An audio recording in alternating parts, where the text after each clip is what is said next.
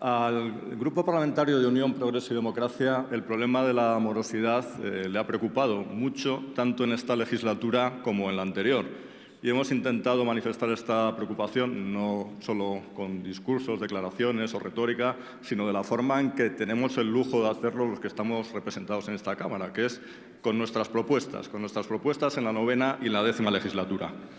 Es cierto que nuestra preocupación se ha centrado más en la morosidad pública, porque ha sido más grande el problema ahí. Ha habido un problema de decenas de miles de millones impagados y más sangrante, no solo más grande. O sea, las mismas administraciones que exigen los impuestos a las empresas no les pagan, llevando a muchas de ellas a situaciones de quiebra. Por eso nuestras iniciativas se han centrado más en el problema de la morosidad pública. Ya en la 9ª legislatura, cuando se discutió el Plan E, señalamos que creíamos que tenía mucho más sentido dedicar esos 13.000 millones de euros a pagar facturas pendientes y mantener vivas a empresas que ya existían en vez de a obras públicas locales de dudosa utilidad. Y en esta 10ª legislatura hemos presentado diferentes iniciativas también contra este problema de la morosidad en las administraciones. Por ejemplo, una proposición no de ley al inicio de la legislatura en la que proponíamos que la Administración central descontase las facturas que hubiesen superado el plazo de pago legal de las administraciones territoriales, comunidades autónomas, ayuntamientos, pagase esas facturas a la Administración central y luego descontase a las administraciones morosas lo que tenían pendiente de pago, porque, como saben, era en esos ayuntamientos y comunidades donde se concentró el problema. Habría sido una forma, además, de que aflorasen esas facturas ocultas. Esto no se aprobó, pero creemos que era una propuesta interesante. También, al discutirse la Ley de Estabilidad Financiera, señalamos que los rescates se debían condicionar prioritariamente a este tipo de actuaciones, al pago de las facturas pendientes. Y señalamos que éramos partidarios del IVA de caja porque no tenía mucho sentido, era una injusticia aún mayor que la misma Administración que no pagaba sus facturas exigiese el pago de impuestos sobre lo que no había pagado. Por cierto, que también señalamos que este IVA de caja se diseñaba de manera muy restrictiva y, efectivamente, los datos indican que solo un 1% de los potenciales beneficiarios se han acogido al régimen. Se estimaba por el Gobierno que 2.300.000 empresarios se acogerían al IVA de caja y se han acogido poco más de 21.000. Sin embargo, aunque nuestros esfuerzos se han concentrado en esa morosidad pública, hemos presentado también iniciativas sobre la morosidad comercial, sobre la morosidad no de administración con empresas privadas, sino entre empresas privadas. Curiosamente, no es algo que haya calado mucho en la opinión pública, pero hemos tenido más éxito en este segundo frente, en el sentido de cosas que se han acabado aprobando. En concreto, dos iniciativas a las que concedemos gran importancia práctica. En la Ley de Emprendedores, en la Ley de Apoyo al Emprendedor, se alcanzó una enmienda transaccional entre nuestra enmienda 114 y la enmienda 287 del Partido Popular. Negociamos doña Carmen Álvarez Arenas y yo esta enmienda transaccional. Y esta enmienda transaccional tiene gran importancia práctica porque modifica el artículo 9 de la Ley 3 del 2004, de la que hoy estamos hablando, y lo que impide es que se pueda pactar libremente incumplir los plazos de pago o incumplir las indemnizaciones.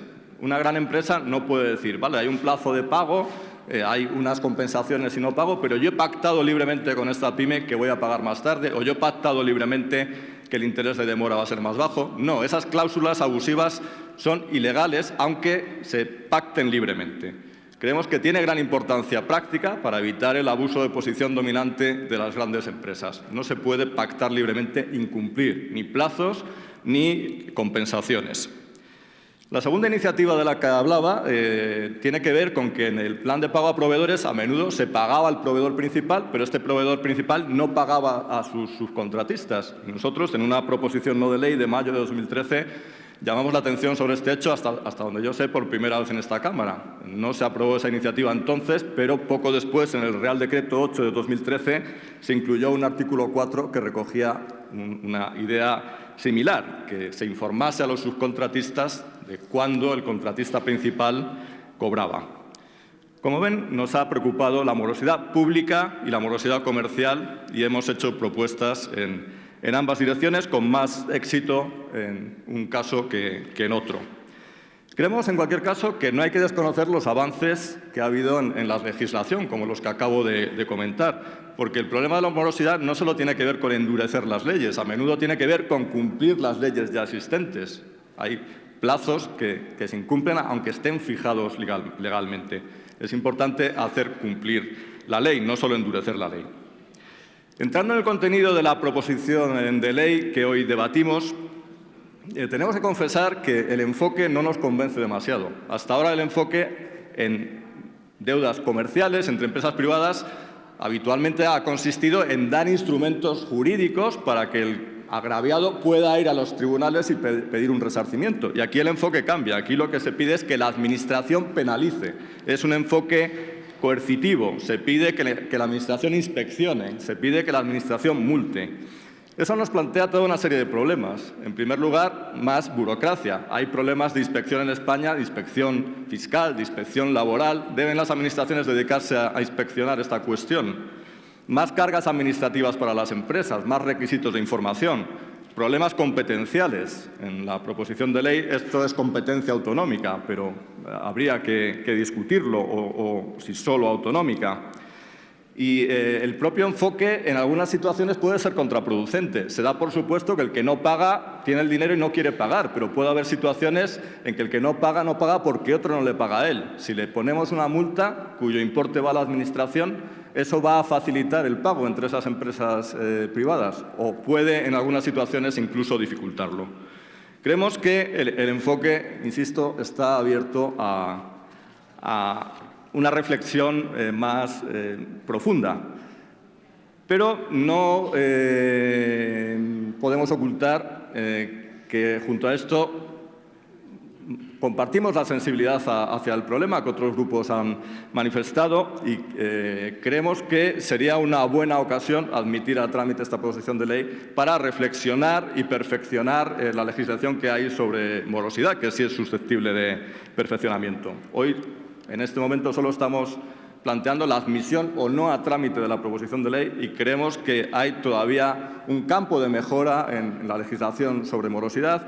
Hay un problema que en algunas cuestiones parece incluso que está rebrotando y sería bueno, junto con las plataformas de afectados, las pymes y las aportaciones de los diferentes grupos parlamentarios, estudiar monográficamente esta cuestión. Por eso votaremos a favor la admisión a trámite de esta proposición de ley.